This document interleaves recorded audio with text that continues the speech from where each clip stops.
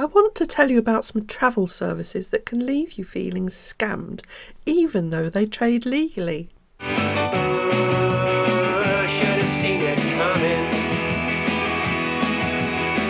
Hi everyone, welcome to Planet Juju. If you're considering packing your suitcase and jetting off to or via the US, you'll discover if you're a citizen of a country that's covered under the US Visa Waiver Program that you can enter the US and stay for up to 90 days by applying online for an ESTA certificate. That's the Electronic System for Travel Authorization. If you want to stay longer, you'll need a visa, but the Visa Waiver Program is suitable for most holiday and business trips. In the olden days, this was all done by filling in a green form that flight attendants handed out on the plane.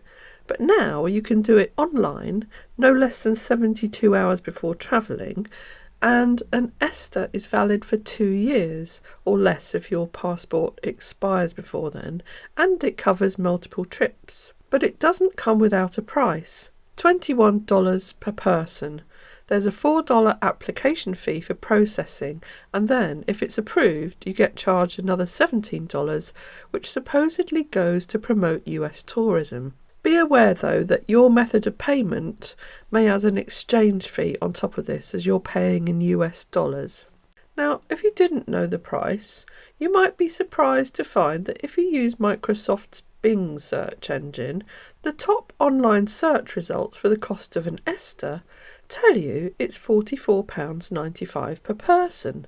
This is very misleading, and if you click on one of those copycat ESTA application sites, you can end up paying a lot more than that.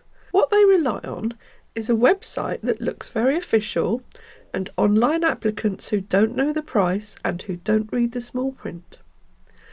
A few years ago, my own dad was caught by this and ended up paying in the region of £140 for Mum and himself. And yes, he felt he'd been scammed and was very upset by it and how easily he'd been misled. Some of these copycat sites aren't technically doing anything illegal. In fact, they state the fees and tell you in their small print that you can apply on the official ESTA site if you wish, and that they're a private company not affiliated with any government or embassy. They say the extra cost is for the service they provide, which is simply processing your information through the government site themselves. What you end up doing is providing all your personal, financial and passport information to a private company, which may not be completely secure. After all, as they're simply making money for nothing, you might wonder how low their morality sinks. It's always wise to do your due diligence before giving your details and money to a website. Looking more closely at such websites, you may find that they contain mistakes. Citizen Visa Waiver. The ESTA cost for applying for an ESTA depends on the type of application. Applying can be done through the online application form in it, and urgent delivery can be chosen if so desired for a small surcharge. Is so desired, an urgent application can be submitted. For urgent ESTA applications, an additional surcharge of $17.50 per person is charged. Applications can be put on hold by the CBP for multiple reasons. Some copycat sites, like this one that can't even spell ESTA correctly, may be complete scams and will not even provide you with a legitimate ESTA, so you could end up travelling to find that you're refused entry.